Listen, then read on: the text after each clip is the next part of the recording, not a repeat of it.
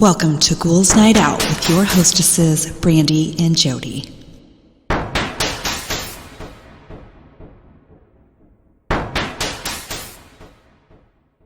Hello, beautiful ghouls. Welcome. This is Brandy. I'm here with my sister, Jody. Hello.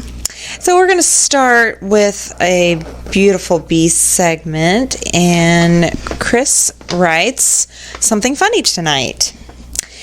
The most unreasonable phobias and silly things dogs are afraid of. So, bathmophobia is the fear of stairs or steep slopes. Okay. Fear of hiccups. Fear of slow-moving or stationary objects, which, that's kind of funny. Herpetophobia, fear of reptiles. Pteronophobia, I'll say. Fear of feathers. Catotrophobia, I'll say. The fear of mirrors. You have that. I have that. Oh my gosh. Okay. Globophobia is the fear of balloons. Aw. There isn't an official word for this one, possibly because it's so ridiculous, but here's a dog with fear of pineapples. Aw. Well, they are kind of weird looking. They are weird looking. It's funny, though. The fear of hairbrushes. Astrophobia, the fear of thunder and lightning. I get that. Oh, yeah. Crabs, which they look like gigantic spiders, so I don't like them either. Yeah. Kittens, or tiny fur balls of doom. Aw. They're not. There's a dog afraid of Julia Roberts.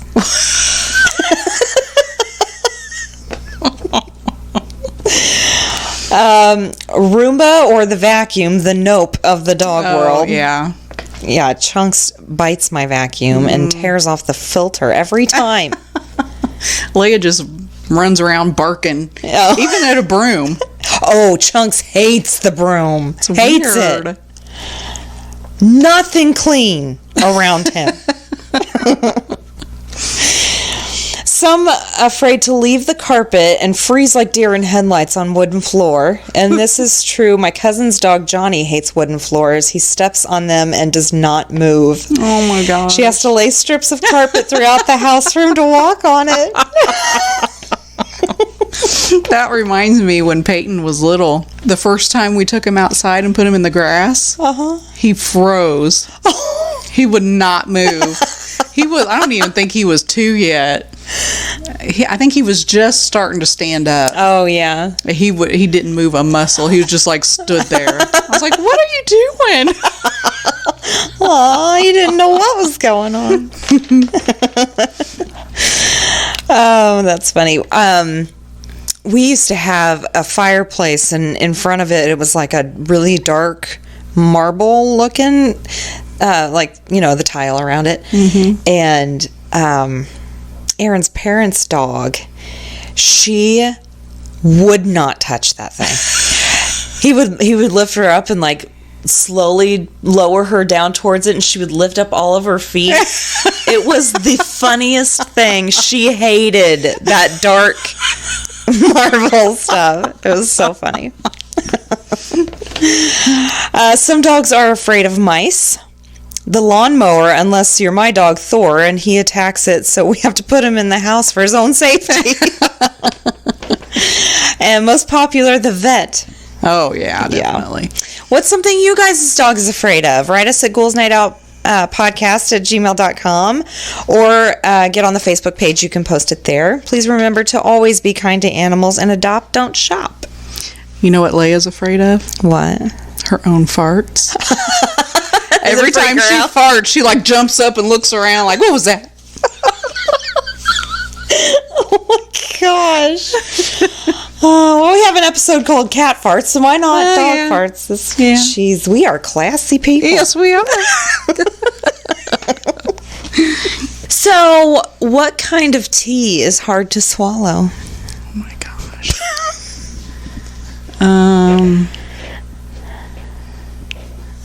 I don't know. Reality. Stupid joke. Okay. So I did, to start the show, I did these because these are insane to me. Okay. So I did, people share their weirdest encounters with out-of-touch rich people. Oh, no. Oh, yeah. So first one, I upgraded to first class recently on a flight that ended up delayed on the ground for an hour. I wasn't even mad. It was an hour. Mm-hmm. A woman in front of me turned to her husband at one point and said, "Why don't you go have a word with the captain to see if you can get him to hurry up? Tell him who you are." There was just one problem. I had no clue who he was, and I don't think anyone else would have either. But at least the guy understood that wouldn't work, even if the woman he was with didn't. Oh, my He God. refused. Tell him who you are. I can't stand that. I know, like, who the fuck are you? Yeah, don't you know who I am? No, should and if I did, I'm sure I wouldn't care. Yeah, no. You're a person. Don't care. You shit just like I do. Exactly. Oh, gosh. Yeah, people. Okay. Yeah, it gets better. My classmate got 3 traffic tickets in 2 consecutive days, about a $700 total, including fees and whatever. His response was disturbing. He just paid the fines without batting an eye and then cheerfully said it was a good lesson to learn. Pretty much sure I was more appalled and upset about the whole thing than he was. Jeez, that would be nice to just freaking throw money. Oh, $700? Yeah. No big deal. Next one, I used to go to middle school in one of the wealthiest neighborhoods in Staten Island. The local kids who lived right next to old mobster mansions thought they were lowly middle-class people. One of the teachers had to kindly explain to them the difference, diplomatically calling them lower upper class. They were still upset about it. Oh, my gosh. Oh my gosh. People have no clue. No clue. Next one, I once asked one of the directors of my company to spot me for lunch because I had forgotten my wallet.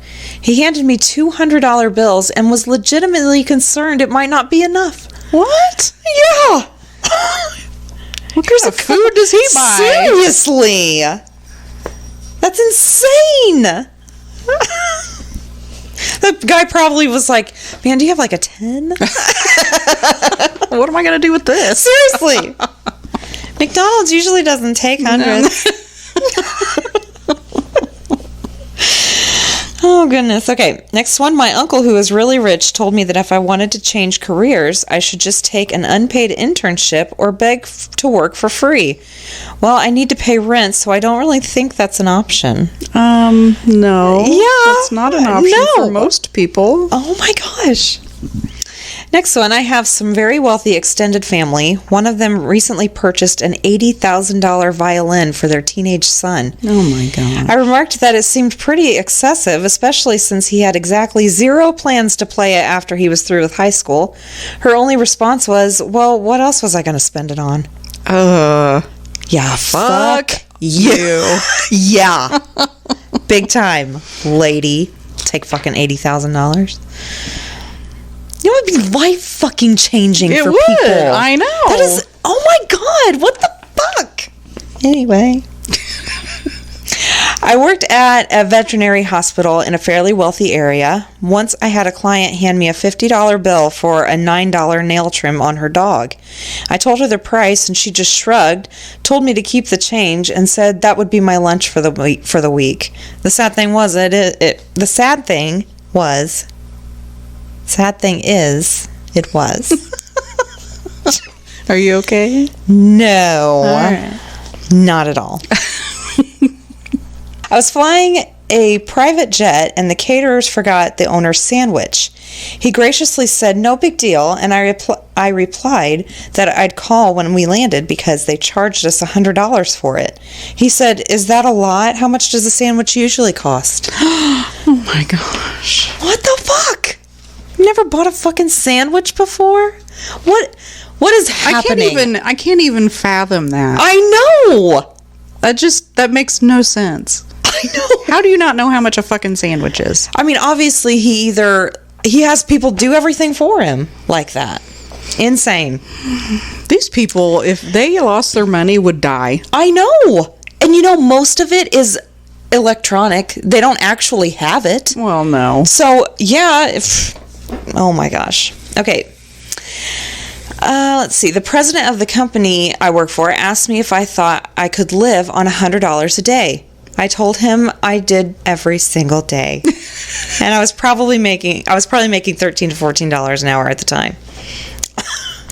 Do you think you could do that? I do. Motherfucker. What the fuck? I'd be like, I would love to have $100 a day. That would be so awesome. Are you giving me a raise? Is this secret code? Thank you.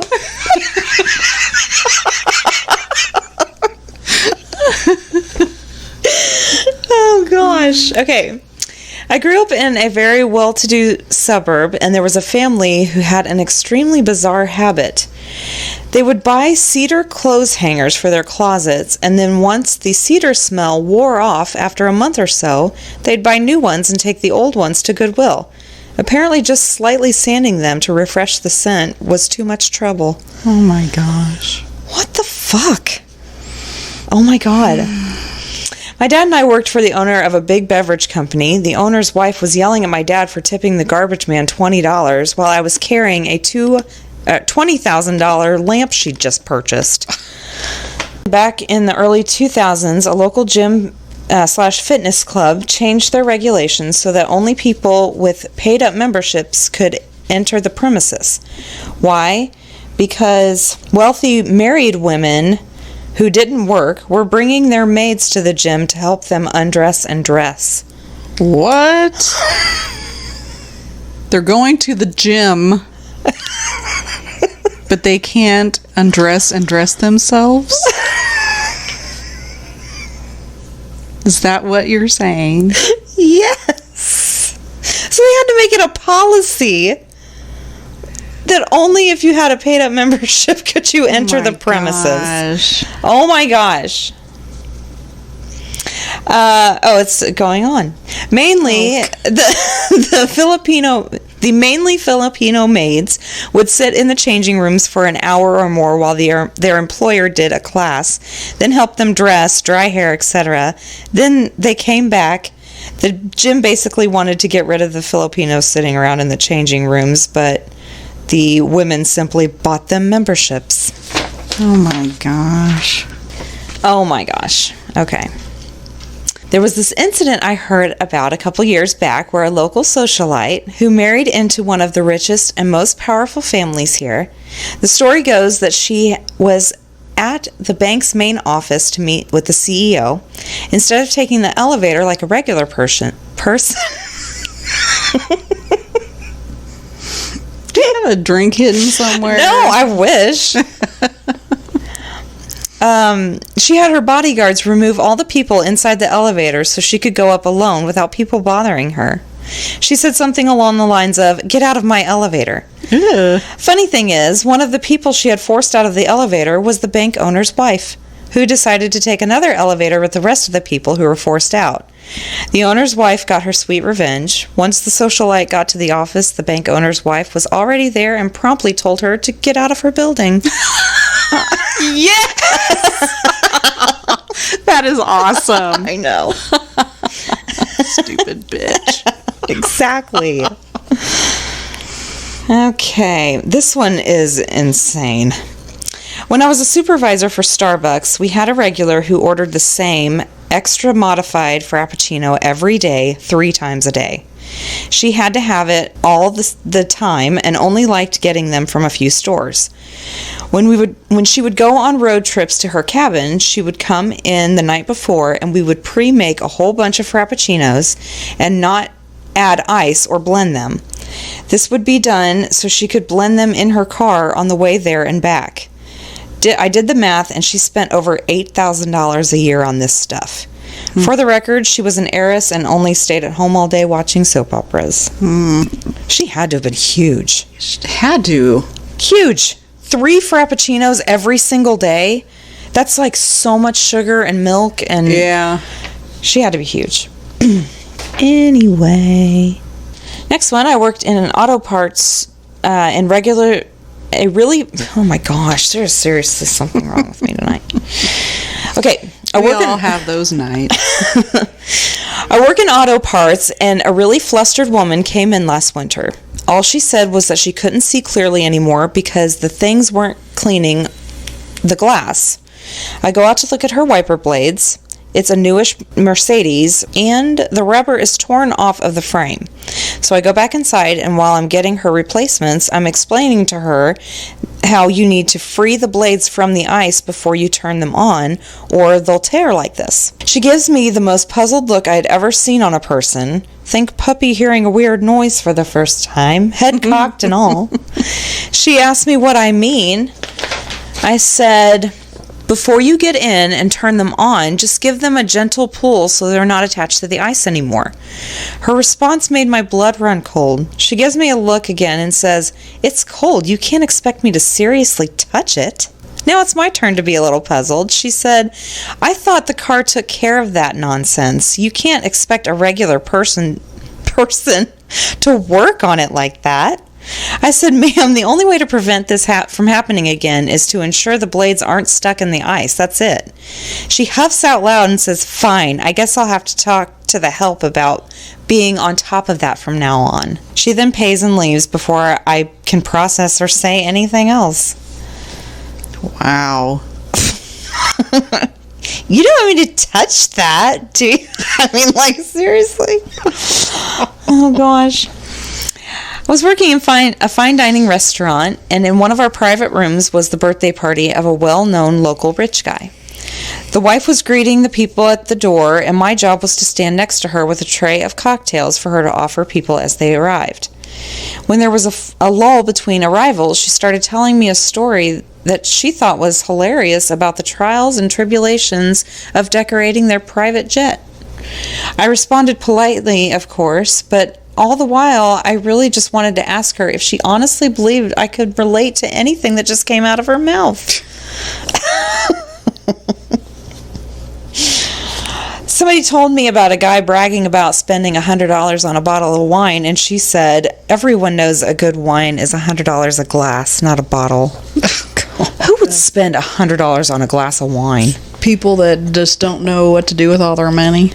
I mean, it's grapes, people. That's it. Next, I worked in real estate management as a side gig, and most of my clients are wealthy. It's usually the kids who are out of touch. I once spent 10 minutes trying to explain the concept of used cars to a college-aged daughter of one of my clients. She just could not grasp that some people buy cars that are not brand new. She seemed to think that after a car gets used for a while, it gets returned to the dealer and shipped off to a poor country. It's really bizarre. She was pre-med, too. Oh, no. Doesn't that make your stomach drop? Yes. Ugh. Don't work on people, honey.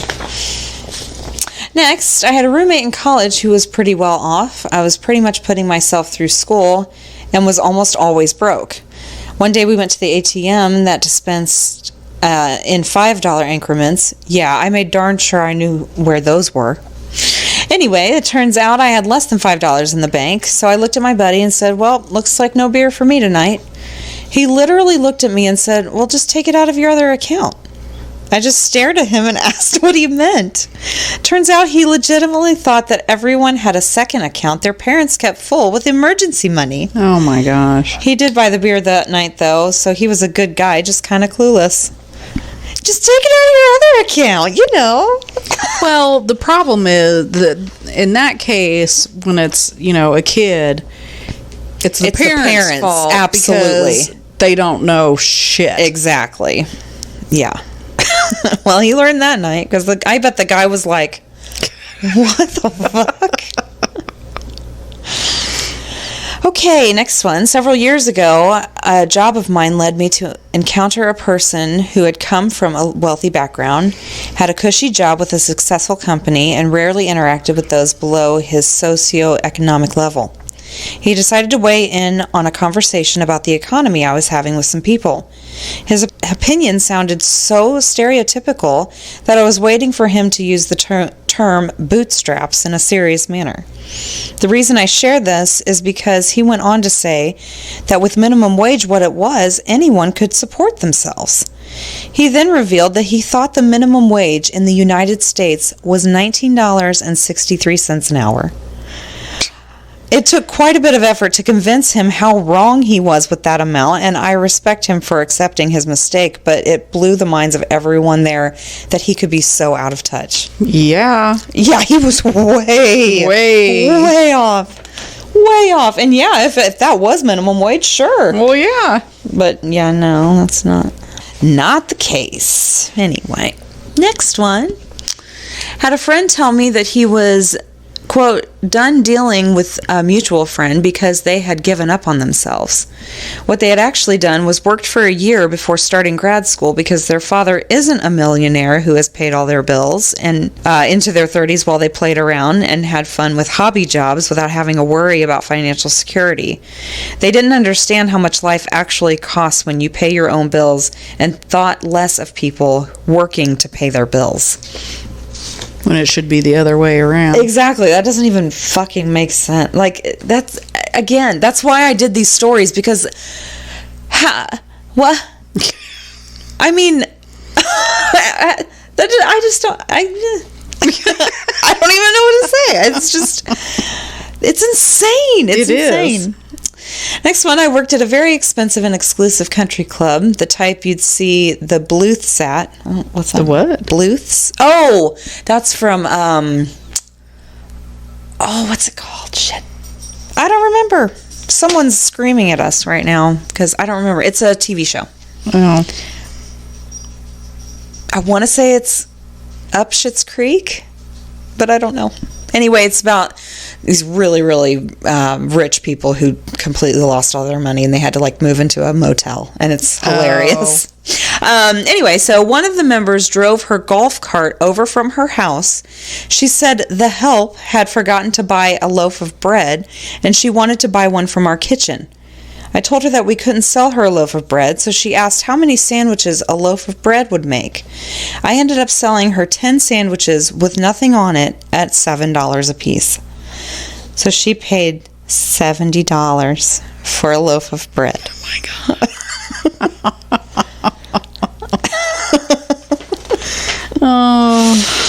Oh, goodness gracious. And this is my last one. I was a cashier at Chipotle. I had a woman misunderstand the price of a burrito. She heard me say that that'll be $7.28, and without hesitation counted out 8 $100 bills from a wad of cash that must have been several $1,000s. We had a good laugh when she realized her mistake. She was carrying a suitcase and had a thick accent, so I think it may have been her first cash transaction in the U.S. She was just so rich that it didn't occur to her that $800 was a load of money to spend on a burrito. Oh my gosh. If that better be a gold burrito. or better do some tricks or something. Shit.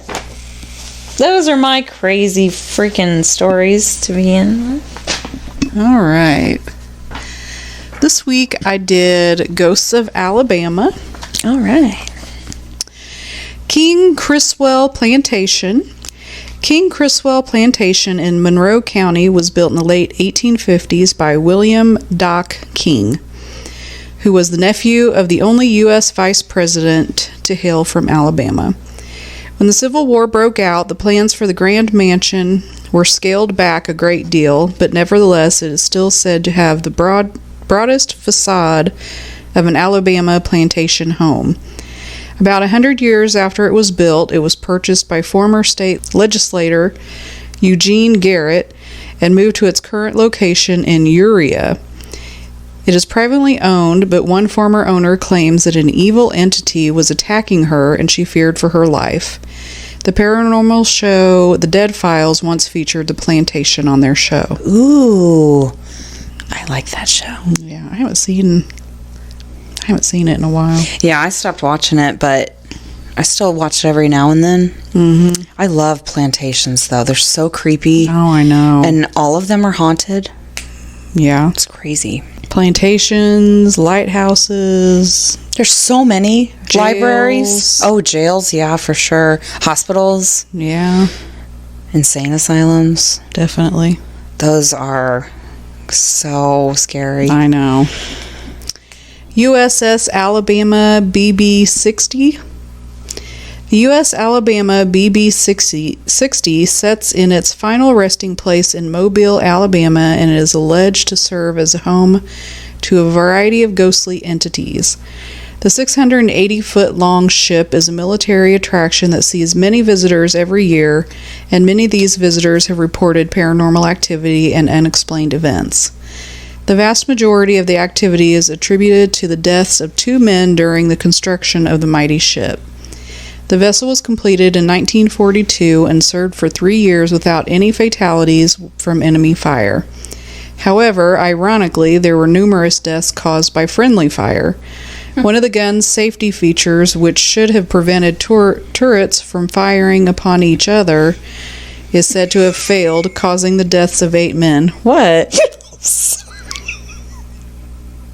I thought you were trying to say tourist. And you said turret? I was like, what the fuck? No, it's not tourists. I don't know what a turret is either, but... I really thought you were trying to say tourist. It came out turret. And I was like, Turrets. oh my god. Okay, sorry. Okay. Visitors to the USS Alabama have reported hearing footsteps coming towards them when nobody is there, and there have been apparitions spotted in the officers' quarters and the cook's galley. Those on board late at night have described hearing popping and tapping noises in the bulkheads, and solid steel hatches have also been known to slam shut on their own. Visitors say that they often feel as though they are being watched, and women in particular feel uneasy, with one lady actually having her earrings tugged as she passed the sleeping quarters. Ooh. I wonder how hard, because that would I don't know. That hurt. would, yeah. If it was hard enough. I mean, if it was just gentle, but... I don't know. Boyington Oak. When you think of haunted places, the ones that are likely to spring to mind are abandoned hospitals, prisons, and the like. It is not likely that you would think of a tree. However, no list of places as haunted in Alabama would be complete without a mention of the Boyington Oak in Mobile, Alabama. The southern live oak is said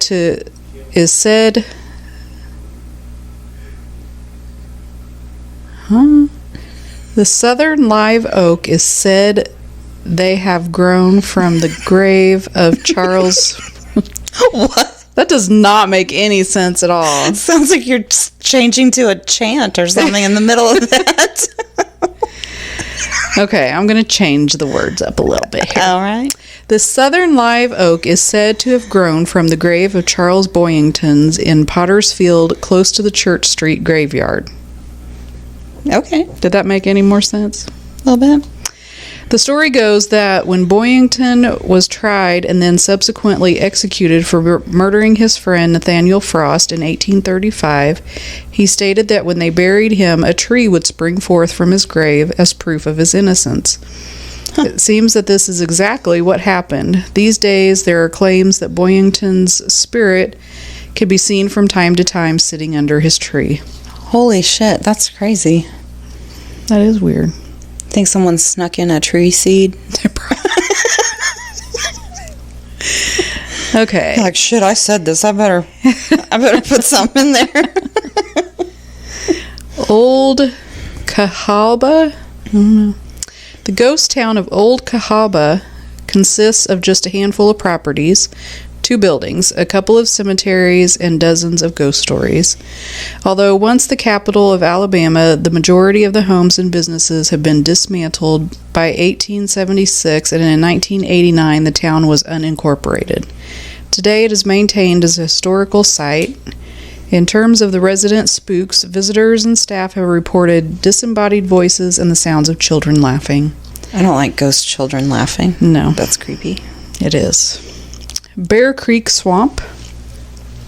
Swamps are usually pretty creepy at the best of times, but Bear Creek Swamp is even more so given a large number of creepy stories that have been going around about it. Among the various spooky tales are sightings of phantom cars, strange orbs of light, and a 4-foot-tall apparition which appears in front of cars. Needless to say, few people relish the thought of driving through the area after dark. Bear Creek Swamp is also said to be haunted by the ghost of a mother in search of her lost child. There is even an urban legend that if you say, "We have your baby," 3 times, she will attack you. Holy shit. That's creepy. Yeah. Don't say that. Fort Morgan. Fort Morgan is rife with tales of ghosts and strange occurrences. One of the most haunted spots is probably the old barracks. This could be blamed on the fact that in the early 1900s, a prisoner hung himself in the barracks. It is suggested that late at night, the hanged man can be heard crying out. There's also a female spirit said to be wandering around the fort in search of justice after she was dragged into the fort in the latter part of the 19th century and beaten to death by unknown male attackers who were never caught. Oh, no. Sweetwater Mansion. Sweetwater Mansion was designed by war veteran General John Brann, who owned over 4,000 acres of land in Alabama. It was named after the nearby creek and was first occupied by the general's son-in-law, Robert Patton. Over the years, the mansion's basement has served as a Civil War hospital and as a county jail. There are also rumors that at one time someone who lived there used one of the upper rooms to practice dark magic.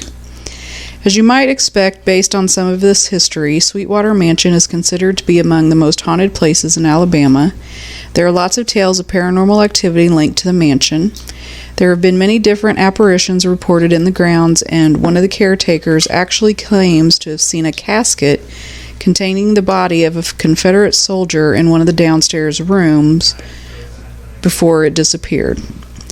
This would actually make a great deal of sense since General Patton's funeral was held in the home and his body would have been laid out in its coffin for viewing. There's also a room in the property where female visitors are regularly locked inside. It is said that one former caretaker, a Miss Emmett Letty Regan, was so scared after being locked in there that for the rest of the time she worked there, she lived in just 2 rooms. Another strange thing about Sweetwater Mansion is a mysterious secret room.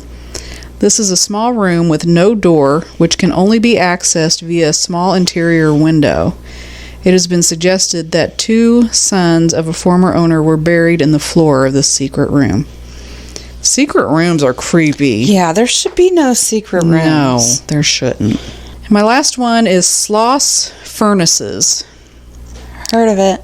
If you are a fan of the paranormal, then it is likely that you've already heard of Sloss Furnaces in Birmingham, Alabama. There is so much activity here that the local police force is frequently called to deal with unexplained events.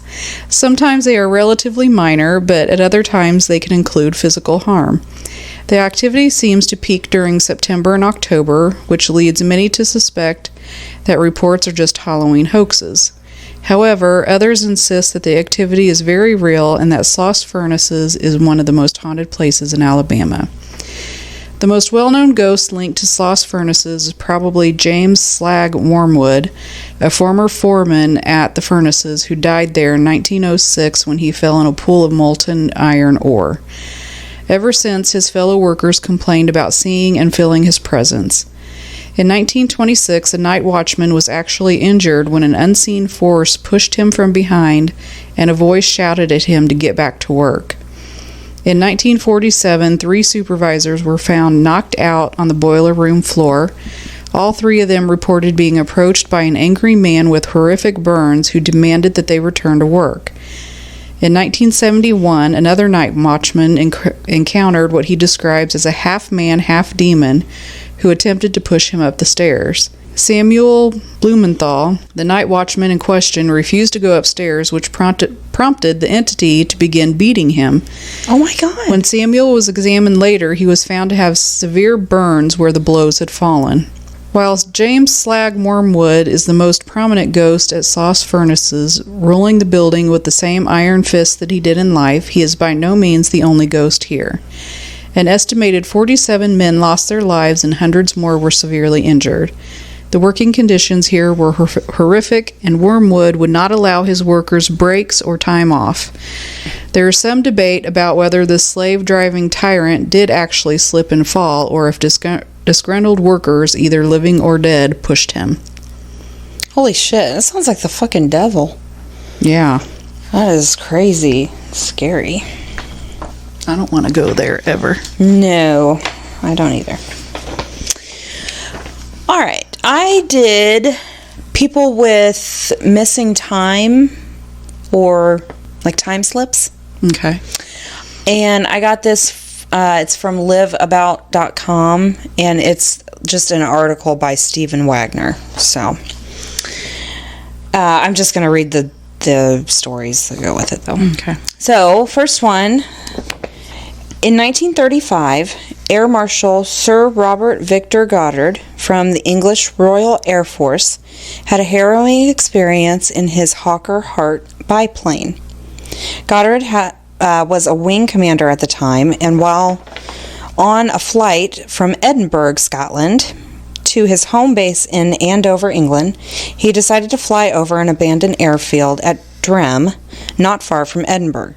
The useless airfield was overgrown with foliage, the hangars were falling apart, and the cows were grazing where planes had once been parked. After passing over it, Goddard encountered a bizarre storm. He lost control of the plane in high winds and began to spiral towards the ground. Narrowly averting a crash, Goddard found that his plane was heading back toward Drem. As he approached the old airfield, the storm suddenly vanished. Goddard's plane was now flying in brilliant sunshine. This time, as he flew over the Drem airfield, it looked completely different. The hangars appeared new, and there were 4 airplanes on the ground. 3 were familiar biplanes, but painted an unfamiliar yellow. The 4th was a monoplane, which the RAF didn't have in 1935. The mechanics were dressed in blue overalls, which Goddard thought was odd, since all RAF mechanics dressed in brown. It was strange, too, that none of the mechanics seemed to notice him as he flew over the airfield. Leaving the area, he again passed through the storm, but managed to make his way back to Andover. It wasn't until 1939 that the RAF painted its planes yellow, enlisted a monoplane of the type that Goddard saw, and switched its mechanics' uniforms to blue. Had Goddard somehow flown 4 years into the future, then returned to his own time? I've heard that story before. Have you? Yeah. Then that is crazy. It is. I mean, how could he point out so many specific things? Yeah, exactly. That they changed 4 years later. Yeah, it's crazy. Oh my gosh. Okay, next one. Dr. Raul Rios Centeno, a medical doctor, and I think I need reading glasses. I got some. I'm getting old. Thanks. Never worn glasses with my contacts, but that's okay. All right. Hey! Holy shit, I need to give me some of these. Okay. Oh God, I'm getting old. Okay, a medical doctor and an investigator of the paranormal recounted to author Scott Quarles a story told to him by one of his patients, a 30-year-old woman who came to him with a serious case of hemiplegia, a total paralysis of one side of the body. She says, I was at a campground in the vicinity of Marcahuse, I'll guess. It's a famous stone forest located about 35 miles east of Lima, Peru. I went out. Stone forest? Yeah, a famous stone forest. I don't know. I'll have to look it up, and I'm sure there's pictures. She says, I went out exploring late at night with some friends. Oddly enough, we heard strains of music and noticed a small torch-lit stone cabin. I was able to see people dancing inside, but upon getting closer, I felt a sudden sensation of cold, and I had stuck my head through the open door. It was then that I saw the occupants were clad in 17th century fashion. I tried to enter the room, but one of my girlfriends pulled me out. It was at that moment that half of the woman's body became paralyzed. Was it because her friend pulled her out of the stone cabin while she was halfway inside it? Was half of her body caught in some temporal vortex or dimensional doorway? Dr. Centennial reported that an EEG was able to show that the left hemisphere of the brain did not show signs of normal functioning, as well as an abnormal amount of electric waves. Ooh, that's weird. I know. Holy shit. Did she, go halfway into a dimension, or crazy? I wonder what would have happened if she went all the way in. I know. Would she die? I don't know. Crazy. Okay, next one. In October 1969, a man identified only as L.C. and his business associate Charlie were driving north from Abbeville, Louisiana, towards Lafayette on Highway 167. As they were driving along the nearly empty road, they began to overtake what appeared to be an antique car traveling very slowly. The two men were impressed by the mint condition of this nearly 30-year-old car. It looked virtually new, and puzzled by its bright orange license plate, which said only 1940. They figured that this car must have been part of an antique auto show. Auto show. As they passed the slow-moving vehicle, they slowed to get a good look at the old model. The driver of the car was a young woman dressed in vintage 1940s clothes, and her passenger was a small child likewise dressed. The woman seemed panicked and confused. Elsie asked if she needed help, and through her rolled-up window indicated yes. Elsie motioned for her to pull off the side of the road. The businessman pulled ahead of the old car and turned onto the shoulder of the road. When he and Charlie got out, the old car had vanished without a trace. There was nowhere the vehicle could have gone. Moments later, another car pulled up. The driver told Elsie and Charlie that he had seen the car pull off to the side of the road, and then the old car simply vanished into thin air. Oh my gosh. Crazy. I think I've heard that story too, because Really? I remember thinking, okay, this lady is driving this car, and all of a sudden she's in this. Yeah. Imagine what she's thinking looking at this car. Yeah. Oh my that's gosh. Fast and totally nothing she's ever seen before. Yeah. Oh my gosh. It's so freaky. Okay. One night in 1972, 4 students from Southern Utah University were driving back to their dorm in Cedar City after spending the day at a rodeo in Nevada. It was about 10 p.m. and the girls were eager to get back to their dorm before curfew.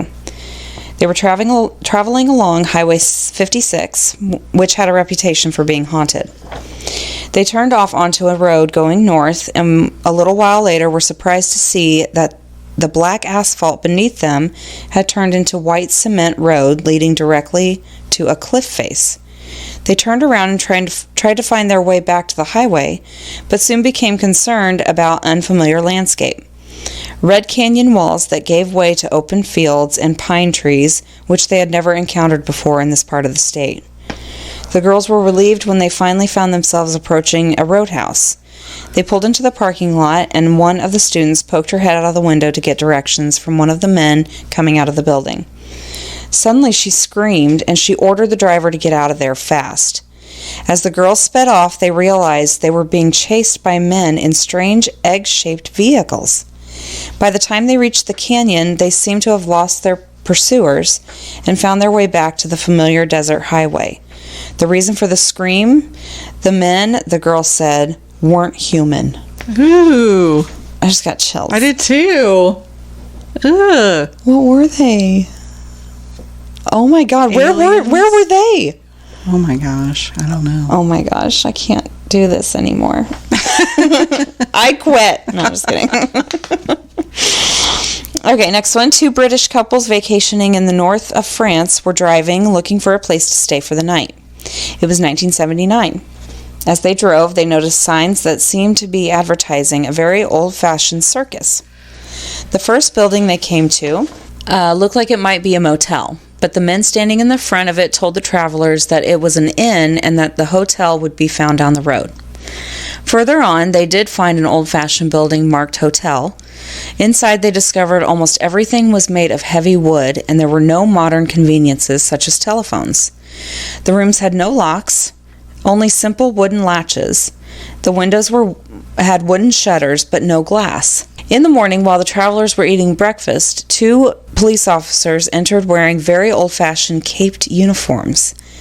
After getting what turned out to be very bad directions, the couples paid the bill that came to only 19 francs and left, which I don't know what that means, but it's probably really cheap. Yeah. After 2 weeks in Spain, the couples made a return trip through France and decided to again stay at the interesting, if odd, but cheap hotel. I hope that made sense. This time, however, the hotel could not be found. Certain they were in the exact same spot, they saw the same circus posters. They realized that that the old hotel had completely vanished without a trace. Photos taken at the hotel could not be developed, and a little research revealed that French police officers had stopped wearing caped uniforms in 1905. Ooh. Crazy. Where were those people? I don't know. Oh my gosh.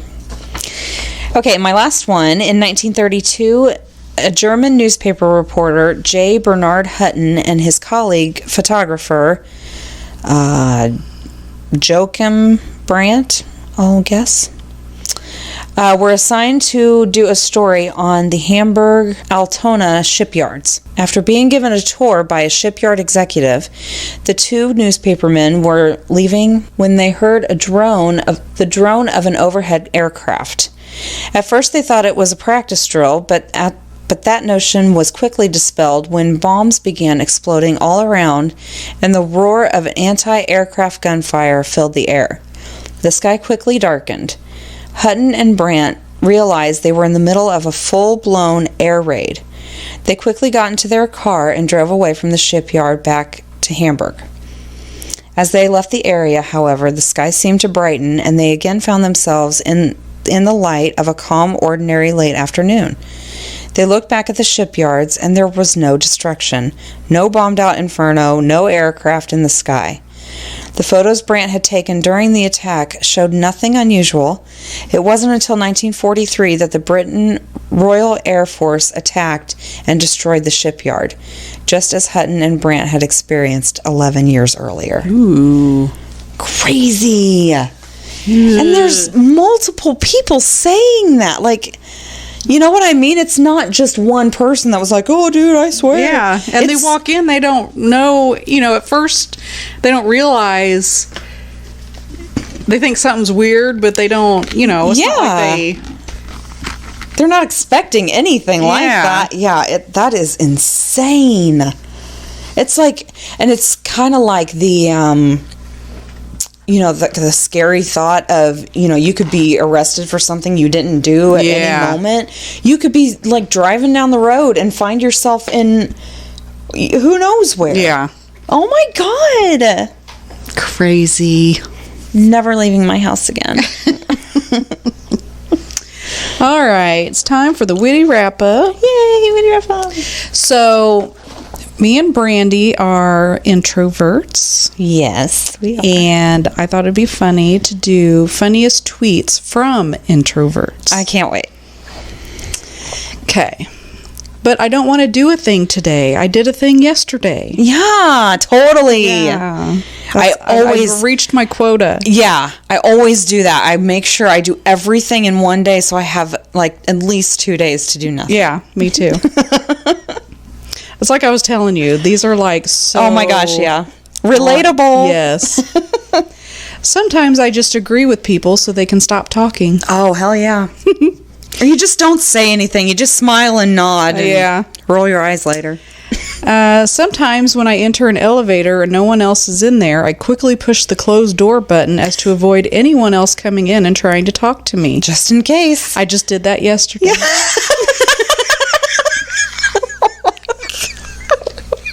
That's fantastic. Introverts never do things just to get a reaction. We do things to not get a reaction. Exactly. Yep.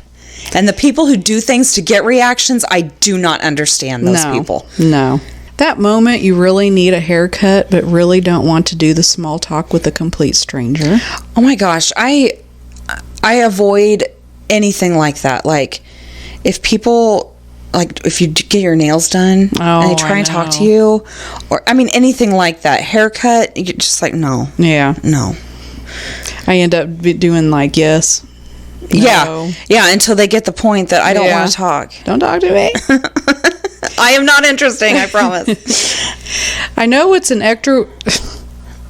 Did I give you my issues? I think so. I know it's an extrovert's world, but I just went to the library and supermarket, and thanks to machines, didn't have to engage with a single person the whole time, so I suspect the introverts are quietly taking over the world. Best day ever.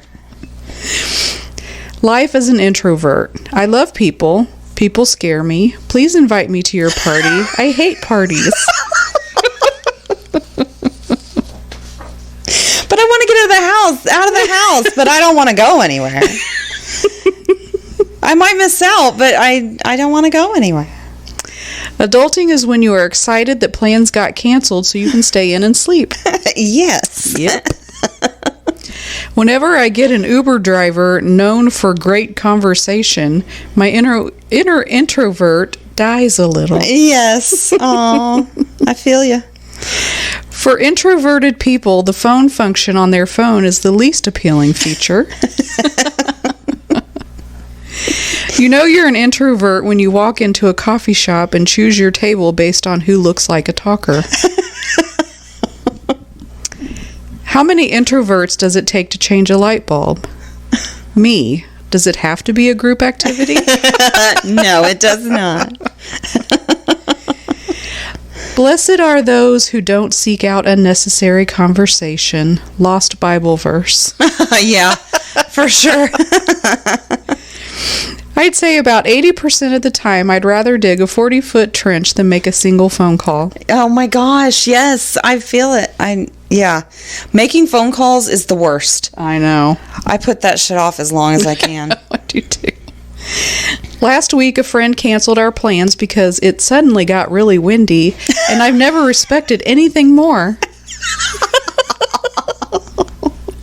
Yeah, the sky's blue. I don't think I'm doing nothing. Sorry. Desperately needs help finding something at the store. Employee. Sir, can I help you find anything? Me. No, I'm good. Just looking. Oh my gosh, Taryn always does that to me. Why don't you just ask someone? I'm like, why don't you just ask someone? I'm not talking to people. No. I'm like, if I can't find it, we don't need it. Yeah, exactly. I just got stressed out by someone else's weekend plans. Do you ever do that? I do. Yes. Like, what are you doing this weekend? Oh, they have something like every hour of the whole like, weekend. You're like, oh my God. No. That's no. What are you doing with your life? Why does everyone force introverts to be talkative and leave their comfort zone, but no one forces extroverts to shut up to make the zone more comfortable? Fuck yes! Oh my gosh, that just spoke to my inner person so much. And my last one, location, room of introverts. Leader, if you're an introvert, raise your hand. Nobody raises any hands.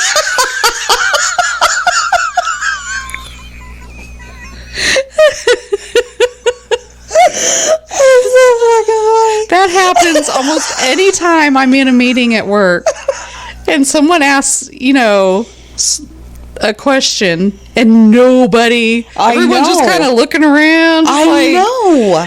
Someone's going to say something. Nobody wants to answer your question. I know those are the times where I beg for an extrovert to be in the room. Oh, I know. Just please take over. Oh my gosh, that is hilarious. I was in a meeting not too long ago, and it was the whole inside support team and then the whole claims department. And nobody was really talking. So the boss decides to go around to every single person and they have to say something. No. So it got to me. I was like, I don't have anything to say. And he's like, nothing? Nope. Nothing. It pissed me off. Yeah. It's like, dude, I didn't want to talk. Yeah, obviously. There's a reason. Oh my gosh. I think that is so rude. It's the worst. Okay, I'm done. Okay. Well, thank you guys so much for listening to our rants. We haven't had an old lady rant in a while. No, it's been a while. Oh, yeah, we did about the fucking commercials. My bad. Oh, I think it's an old lady rant every week. Oh, well. That's okay. Tell us your old lady rants. Email us, coolsnightoutpodcast@gmail.com. You can rate, review, subscribe wherever you listen, please. Send us your stories. We still need them. Look us up on Facebook. You can join our group or request to join the group. And I think that's it. We'll talk to you next week. Later. Bye.